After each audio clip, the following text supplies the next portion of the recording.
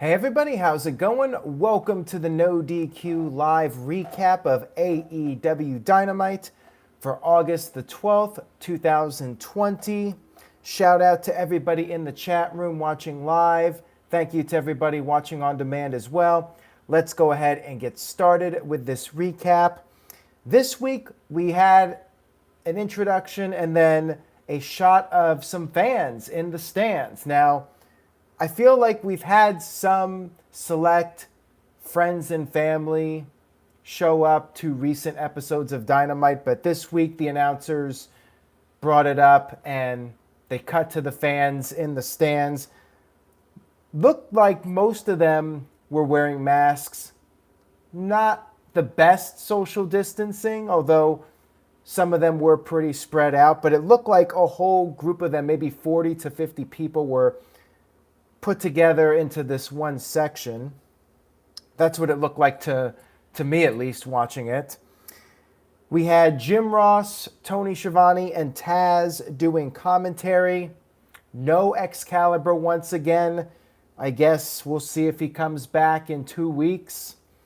That's the last I heard about it, that he'll be brought back then. I guess an unofficial 1 month suspension from AEW because of the racist promo from PWG that took place 15, 16 years ago. That promo went viral. Anyways, we kicked off the show with a tag team match. It was Tag Team Appreciation Night in AEW. It was the Young Bucks up against Dark Order members Evil Uno and Stu Grayson. The bad guys jumped the Bucks before the match could even begin. And then we had several members of the Dark Order out there at ringside to have that numbers game advantage. The Bucks managed to get back into it. And at one point, Matt was surrounded by the Dark Order members and he ran under the ring and came back out to escape them. Bucks started to gain some momentum, hit some super kicks, hit a lot of offensive maneuvers, very innovative stuff from them.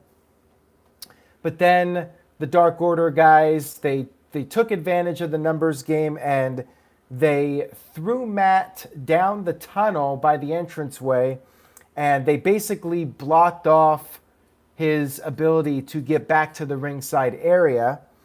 So that way, the Dark Order members had a 2-on-1 advantage in the ring. Dark Order guys attempted to finish off Nick. They went for the fatality, but Nick managed to counter it with a sunset counter and pinned Uno. So despite 2-on-1, the Dark Order still lost. What a bunch of jabronis these guys are. I mean, it's been clear that these guys are just a bunch of scrubs, but yeah, they could not even beat the Young Bucks with all those guys out there without Matt being able to help out Nick. Nick basically beat the two guys by himself. So there you go. Young Bucks pick up the victory. Match was good. A little bit silly, though, like the Dark Order guys. They're just a bunch of jabrones. And the sooner this faction is put to pasture, the better, in my opinion. Then we had a shot of MJF in the hallway with his campaign team. He came out with his security after the commercial break and did another speech. Talked about the hashtags MJF 2020 and hashtag not my champion. He showed the polling numbers on the big screen. This time, he was winning 500% to Jon Moxley's minus 1,000%. He once again referred to Moxley as the dictator who's afraid of him. Then MJF started laying on the ground and cut this promo on the mat, and you had this camera angle looking down on him from the ceiling. He said he's a real leader, unlike dictator John, and he told John to fork the keys over to the new leader of AEW because we all deserve better as far as MJF is concerned. Moxley's music hit. MJF freaked out. He figured Moxley would try to come through the stands because that's how he typically makes his entrance. So he sent all of his campaign members to go out into the stands and cut off Moxley. However, Moxley came down through the regular entranceway this time.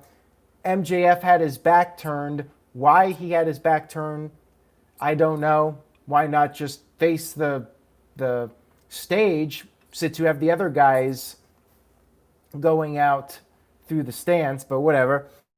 Moxley got into the ring and he attacked MJF, beat him up, laid him out. MJF was grabbing his neck. He appeared to be hurt. Moxley grabbed the microphone backstage and said that it's going to be a very bitter pill for MJF to swallow at the All Out pay-per-view. Pretty good segment here, although most of MJF's promo was just a rehash of last week. I did like the camera angle, and we had Moxley come in for the attack. So good stuff overall here from these guys. TJS with a $5 super chat, first one of the evening. Thank you for that. He says, Tony Khan is punishing Excalibur for a scripted promo. That is like Hollywood shunning Leonardo DiCaprio for Django Unchained. Y2J should have quarantined, tired of the Tony Khan being a hypocrite. Well, thank you for that super chat, TJS, and I know some people would agree with your comment.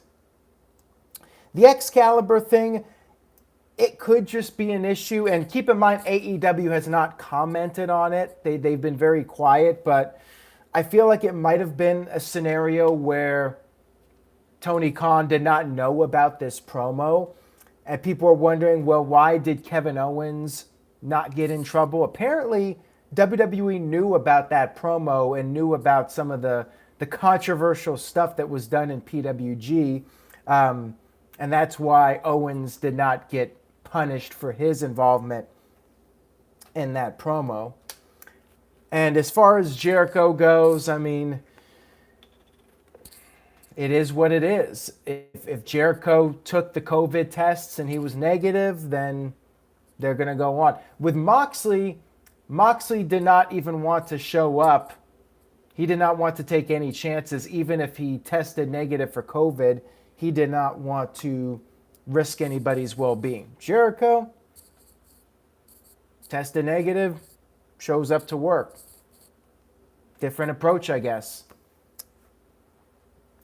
We had several clips throughout the show, backstage of various tag teams, talking about their favorite tag team. Kenny Omega and Adam Page were talking about their favorite tag team. Omega picked the Young Bucks, but then Page said he would have picked them, Omega and Page. We had a recap of what happened on last week's Dynamite with Matt Hardy and Sammy Guevara when Guevara threw the steel chair into Matt's face and Matt was busted open, needed 13 stitches. Matt did an interview and said that he has not been cleared yet to wrestle. However, he will be cleared in time for the next Dynamite, which is not next Wednesday. It will be Saturday, August 22nd, due to the NBA. It's being moved to the 22nd. It will be starting at 6 Eastern, so basically 1 hour before NXT TakeOver begins, and the second hour will be head-to-head with the first hour of the NXT TakeOver pay-per-view. So we'll have Sammy Guevara versus Matt Hardy on that episode of Dynamite, and we'll talk more about that Dynamite coming up here. A lot of stuff hyped up for that show. Matt, however, was still very frustrated about what happened, and he ended up attacking one of the referees who was dressed in similar fashion to Guevara. So basically, Matt confused Guevara for that referee. And Too Sweet Cosplay says, what am I going to do about the Dynamite review?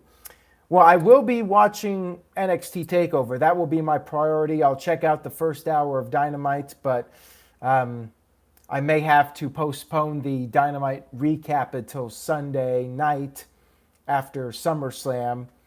But yeah, I will be focused on the TakeOver pay-per-view. To me, that will be the priority on that night. And next Wednesday night, just so you guys know, I will do NXT. I will recap NXT. And tomorrow night, I'll be doing the NXT recap for this week's show. There was a big return, which you can check out NoDQ.com for more on that. We had Cody defend the TNT Championship, which is now finished. You can check out video footage of that over on NoDQ.com. The finished TNT Championship. Cody defended against Scorpio Sky. And Scorpio literally kicked down a door for his entrance. Cody had his entourage come out with him. Not just Arn Anderson, but his wife Brandy and his brother Dustin. Why he needed all these people, I don't know. Seems a bit heelish, but Cody, he is whatever he wants to be. Whatever the week calls for. If he needs to be a heel, he's a heel. If he needs to be a face, he's a face. So I guess for the story of this match, because Scorpio Sky is trying to kick the door down and make a name for himself, Cody is the heel veteran who has his entourage out there. So there you go. We had the tail of the tape on the big screen for this match, and perhaps the biggest story of this was Mike Chioda, former longtime WWE referee, made his AEW debut as the referee for this match. Match was decent, although I don't think it was quite as good as I think a lot of people were hoping. And I don't even think it was among the best of the Cody TNT title matches. First of all, I never really bought into the idea of Scorpio Sky beating Cody. I never could buy into that concept. But the match was fine. It was fine. Scorpio did kick out of the crossroads at one point, and then Cody countered a cutter and then hit a second crossroads to pick up the win. And then after the match, we had Brody Lee appear on the big screen with the old TNT Championship, and he basically challenged Cody to a TNT title match on the next episode of Dynamite, which, as I mentioned earlier, will be taking place on Saturday, the 22nd, the day of TakeOver, instead of next Wednesday. And he finished off his promo, interestingly enough, by saying, TikTok, time's up. Guess he's being influenced by Karrion Kross now. I guess the question is, will we have a title change? Will Brody Lee win, or will he lose back-to-back championship opportunities? He lost the world title opportunity. Will he also lose the TNT title opportunity? This one I'm very curious about. Like, to me, this is the one where I can believe that maybe we're going to see a title change. For these past several weeks, it's been about Cody just establishing the title, making his opponents look good type of thing. But here, maybe we'll get a title change. I mean, where does Brody go if he doesn't win? We had Private Party talk about their favorite tag team, which, of course, them being friends with Matt Hardy, they picked the Hardy Boys. And Nelson Moreno with a $2 super chat says, what are your thoughts on the new TNT title design? I liked it. I think it looks a lot better than the prototype. I do agree with a few comments about um, the TNT and the whatever the design was for the TNT lettering. I think maybe it's a little too glittery or shiny or whatever. But again, I'm not a big belt person, so to me it looked good. I thought it looked like a pretty good title design. Not the best one of all time, but definitely an improvement over how it looked before. At least it looks finished now. We had a tag team title match. We had Kenny Omega and Adam Page up against the Jurassic Express. And the Express managed to come close on a few occasions here. They used Marco's stunt for some assistance. Luchasaurus picked up Marco and tossed him over the top onto Kenny Omega, and then they got a near fall on Page. But then Page and Omega made a comeback, and Jungle Boy ended up being power bombed from inside the ring to the outside onto Luchasaurus. And then they got Jungle Boy back into the ring, hit the buckshot lariat, V-trigger combo, the last call to defeat Jungle Boy and retain the tag team titles. Match was fine. Backstage, we had Santana and Ortiz, and they had the ring gear of the Best Friends, and they dumped the gear in the shower and then dumped bleach over it and turned on the shower. So, unique way to build up a tag team match, I suppose. Mike B with a $5 super chat. Thank you for that, Mike B. I appreciate it. He says, the original TNT title is more over than the 24/7 title. Well, that's easy. Even that title, I think, would be more over than the 24/7 title. Design-wise, I mean, maybe I'd go with the 24/7 title, but yeah, I don't know.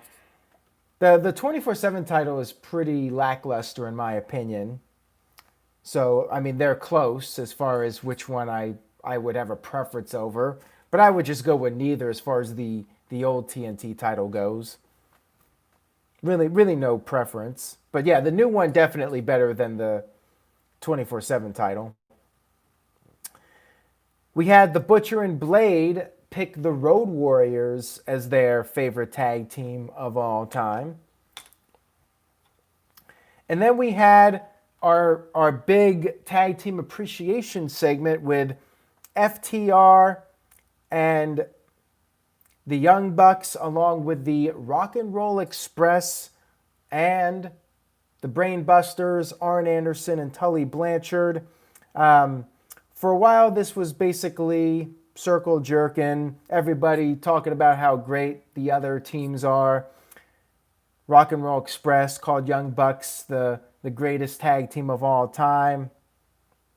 Bucks praised Rock and Roll Express, praised Tully and Arn. Dax Harwood said that he's the biggest mark for the teams, Arn and Tully, along with the Rock and Roll Express. Said he's had the time of his life for the past 7 years because those teams paved the way for him. Yada, yada, yada. Finally, things got turned up a little bit heat-wise when Tully Blanchard went heel on everybody and said that to be the best tag team in the world, you need to have the tag team titles. And neither Young Bucks nor FTR have the tag team titles. Arn was trying to calm Tully down, and then Tully started cutting a promo on Arn saying that he still has issues with Arn Anderson from the all-out match between Cody and Shawn Spears. Spears came out, and that's when all hell started to break loose. Ricky Morton slapped Tully, and then Harwood started selling his knee. He took off his knee brace, and then when Robert Gibson turned his back, we had Wheeler grab the brace and attack Gibson with the brace from behind, and then FTR hit a spike pile driver to Ricky Morton to get the heel heat here. So I guess FTR are heels now, beating up the legends. Kenny Omega and Adam Page came out, and FTR took their leave. I liked the angle, but we've already seen the Rock and Roll Express get beat up on AEW television, and this was one of those segments where I think it would have been way more effective with a crowd. I think the lack of a real crowd, at least, really hurt this segment. The people in the stands, like, you could hear them. They were probably the loudest for MJF's promo, but here, like, there just wasn't that loud booing and heat for this that really put it to the next level. So the angle was okay, but the one that was done earlier this year with the Rock and Roll Express getting beat up, to me that was a better angle. So this was just a less effective rehash of that, in my opinion. And Ken says, I have seen the Rock and Roll Express get beat up in NWA Power many times. Yeah, I mean, it's nothing new now. So unfortunately, we've seen it already, and it just didn't have the impact that some of those previous segments had, and those segments had fans reacting to it. We had Mike Chioda interviewed, and he was asked about how he felt to be part of AEW. He said it was great, but before he could really say anything else, Chris Jericho interrupted and said that he saved Mike Chioda's job 18 years ago. I don't even remember what this is about. So it's one of those really obscure references, and I guess only the most hardcore of hardcore fans would know what the hell he's talking about. I didn't even know what he was talking about. So maybe somebody in the chat room can fill me in. Like, what did Jericho save Chioda from? Like, I'm really not remembering what this was about. And basically, Jericho wanted a favor. He wanted Mike Chioda to referee the match with Orange Cassidy. We then had Hikaru Shida, the AEW Women's Champion, in a squash match against a woman named Heather Monroe. Shida won by submission, not much to say about it. Afterwards, she cut a promo with Tony Schiavone, but really didn't say much, just said she's waiting for somebody to step up and face her, bring it on. Yeah, this was the only women's segment on the entire show. I know they're doing the Deadly Draw tournament, but not much of an emphasis on the women's division and the women's world title. Not building up any contenders for Shida on this show. So yeah, that was a little bit of a letdown. Feels like there's still no real direction with the singles women's division in AEW. They're doing the tag thing, but what about the AEW women's title? What are you doing with it? We then had, speaking of people, what is AEW doing with these people? We had Jake Roberts cut a promo for Lance Archer. Same routine, Archer's beating up guys backstage. I hate to say this, I don't care about Lance Archer anymore. And we had Jake's shirt taken off by Archer. Why did we have to see this? With all due respect to Jake. And then it was revealed that on Jake's back it said, "Everybody dies." Did not care about this.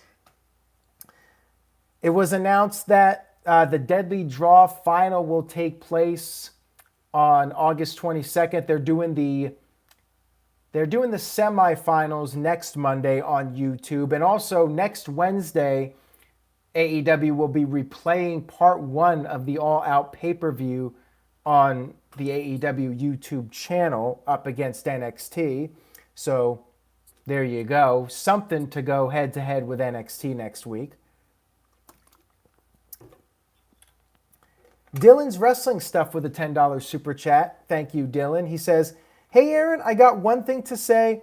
MJF should be the next AEW champion.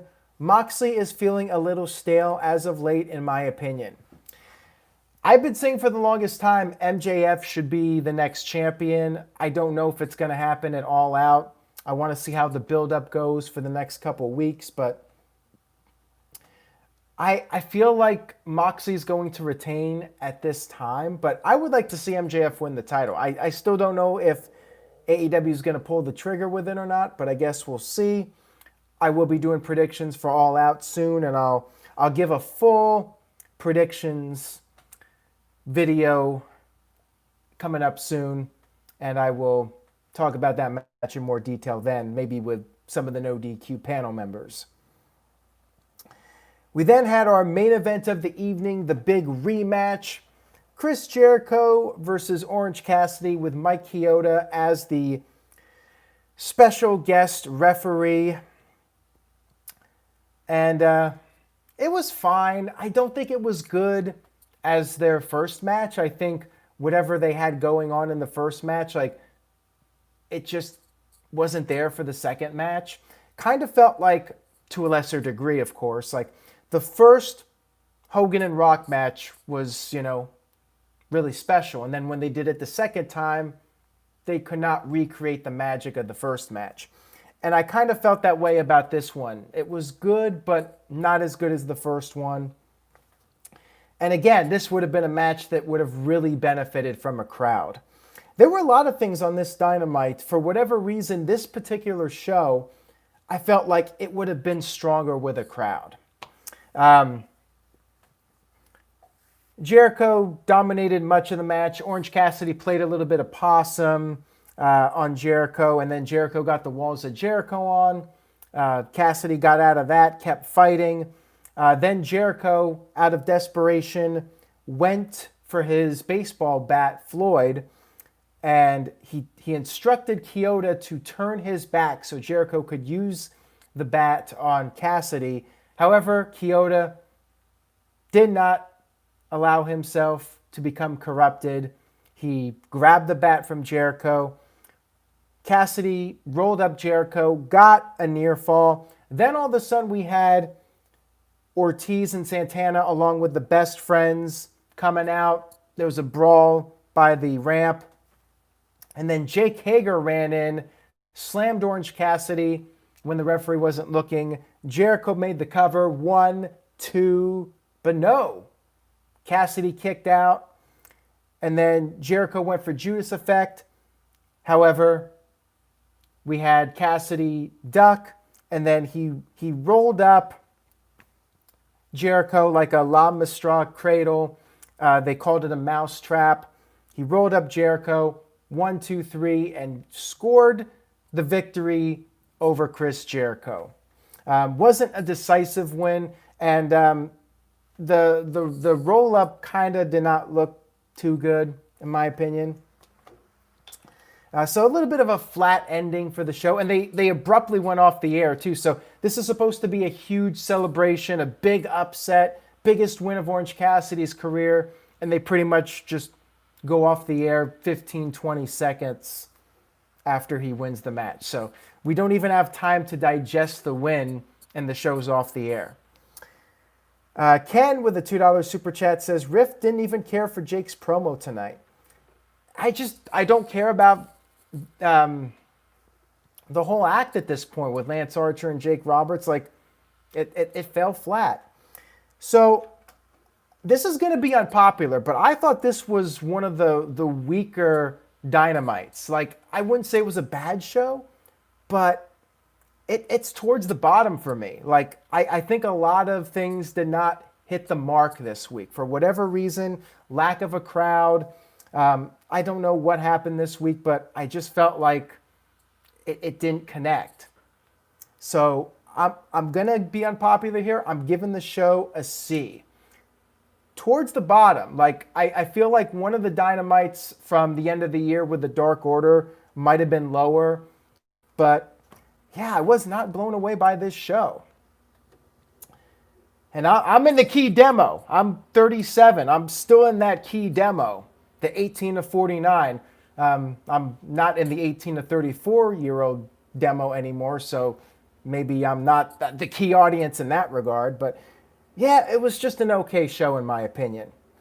Mike B gives it a B minus. Nick gives it a B. Michael Wayne is with me. He gives it a C. Lewis gives it a B. Too Sweet Cosplay gives it a generous C+.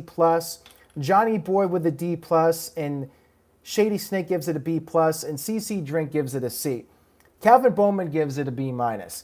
It's still better than most Raws and a lot of Smackdowns, but to me it fell below AEW's standard, in my opinion. So there you have it, my thoughts on Dynamite this week.